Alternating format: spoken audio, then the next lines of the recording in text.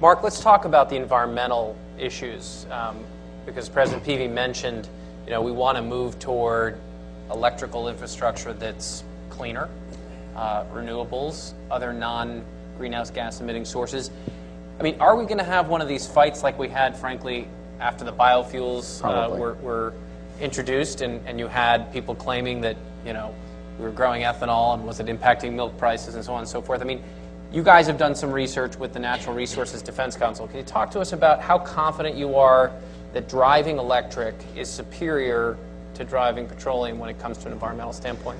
Well, one of the things we have going for us is the electric utility. We know exactly what's out there. We know how many natural gas-fired plants and coal plants and nuclear plants and how much renewables are out there, and it's been there for quite a while.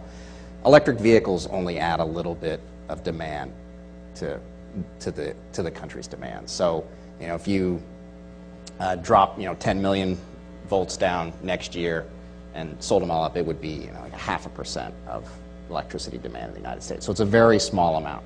So we can pretty accurately determine a few things about electricity when you put it into vehicles as a fuel. One is that it's a very low carbon fuel, maybe the lowest carbon fuel. Okay, just how good it is. It's definitely one of the best things out there right now, and we can calculate the external impacts pretty well. So we know that it's not causing some unintended effect somewhere else. So it's low carbon fuel. It's very inexpensive, and we get by with very little additional demand. So the utility industry is very large. The amount of electrical energy the country runs on every year is gigantic. And we're trying to drive efficiency anyway. And yes, and vehicles just add a little bit to that. And if we can integrate them into the smart grid, and we can use time of use rates like we have in California today, as that propagates across the country and people really start adjusting their electricity demand, you can have very little impact on the generation and transmission system. What utilities now are really looking at, very much taking a very close look at, is where within their distribution system, in their local networks, are they going to have a lot of vehicles? If the PVs successfully convince their neighbors and their friends all to get electric vehicles, you might have these local impacts that would have to be dealt with. But we do know that charging at night and doing things like that will minimize the impact, and that'll minimize the cost. So the benefits of this low carbon, environmentally friendly fuel, you get to preserve more of the benefits. Right. And Senator, you mentioned your knowledge of the Asian market, and particularly the growing interest in electrical vehicles in China and other jurisdictions. How important is it for the United States to play a leadership role on EVs when this is becoming an issue where there really is a lot of global competition? Well, as you can imagine, it is extremely expensive for this particular technology because it is new technology.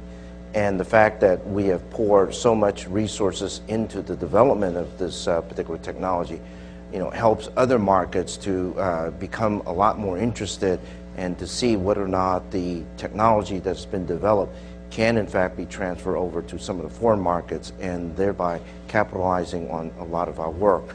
And so it is extremely important, and we've got to do it right. But then I think we also got to do it a lot broadly, much more broadly. Mike is at a different socioeconomic level than myself, and I'm not sure that I can afford his lifestyle. But I'm striving to be with you. You and Carol are doing very, very well, Mike. And so I think what we also have got to do is to find a way so that we can make these next generation electric vehicles a lot more affordable for a broader audience. And I think that's extremely important, because if we don't do that, then it is going to be hard to then sell the story about these next generation to the larger world audience. And so when we're talking about, how do you develop this particular technology with its infrastructure, with its roads and its technology, I'm mindful of, how do I sort of make the Mrs. Jones and Mr. Smith afford this particular technology. And I think the tax incentive and other kinds of financial support and whatever we can do at the state level to incentivize individuals, that's going to bring down the cost, and through that you're going to expand the attraction of this particular technology, not only here in California but the United States and the entire world. Brent, what do you think? How could the rise of the electric vehicle industry impact the broader U.S. auto industry, which obviously has had tremendous difficulties over the last couple of years, and yet now we're on the rebound, the crest, and how important are EVs to that future? Great question. I think the technology of electric vehicles, and very much supporting the category of the industry, you learn a lot. Just the wind tunnel testing that goes into these vehicles, of learning how to make them more fuel efficient, to drive the range even further. We used to say at Chevy there's a little Corvette in every Chevrolet we make. We still like to think that way. But there's a little bit of Chevrolet Volt is going into every Chevrolet as well. So I think it's changing the industry, how we think about vehicles. It's changing how we're thinking about design of vehicles. It does break through a new paradigm. And so I think there's a lot of opportunities for the industry as we bring that forward. One comment I'd like to say as a marketer, though, that there are, beyond the panel here, there's just a lot more opportunities for serendipity out in the industry. And I've lived in a lot of places around the world, and 20 years ago, I used to race to the hotel so I could plug in my vehicle because it was too cold outside. And the hotels that offered outdoor plug-ins in Canada were more popular. So that, just think about some of the other things that we have to get to where, we used to go to hotels with free internet wireless. Now we take it for granted. There's a lot more people, as this industry develops, that the parallel industries will want to support and provide these benefits and differentiators at the hotel you stay at or the clubs you join or the rest as those kind of benefits. It's all of us working together, policymakers, manufacturers, but the broader commercial industry. And I'm talking 25 years ago, and I'm sure those plugs are still sitting up there because it's still cold in northern Canada. So they're already halfway there in their infrastructure, I guess. But those are the exciting developments beyond just the obvious that this electric vehicle is going to provide, this industry is going to provide. That's right. President Peavy, you want to I add just something? wanted to, again, echo something that Senator Yi said. Last month I was in China and I visited a company called BYD. You know BYD? 130,000 employees. 15 years ago it didn't exist. BYD makes approximately half of the batteries in cell phones worldwide. They're going to make an electric car. They're going to sell that electric car in Southeast Asia as well as in China. That is their intention. They may sell some in the United States too, but the big market is elsewhere.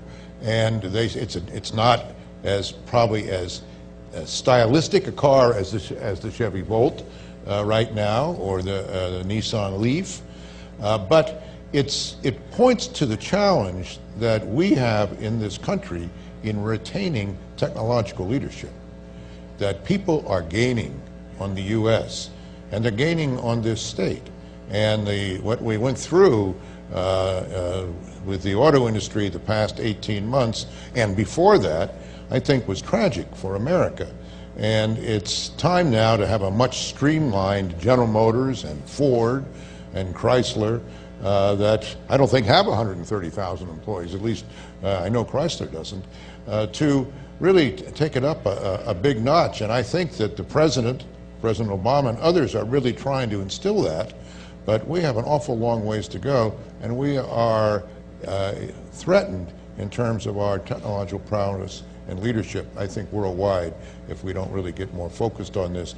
And it's one of the things that California, I think, is focused on, but we are a state. We're not a nation. We don't have the capacity to print money like the federal government does. And as Senator Yi pointed out, our budget deficit is Herculean by any standard.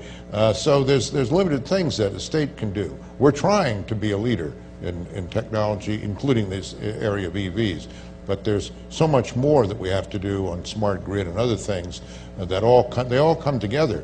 But it's very sobering to see other parts of the world who are speedily spending money now on R&D and technology development that heretofore was not the case.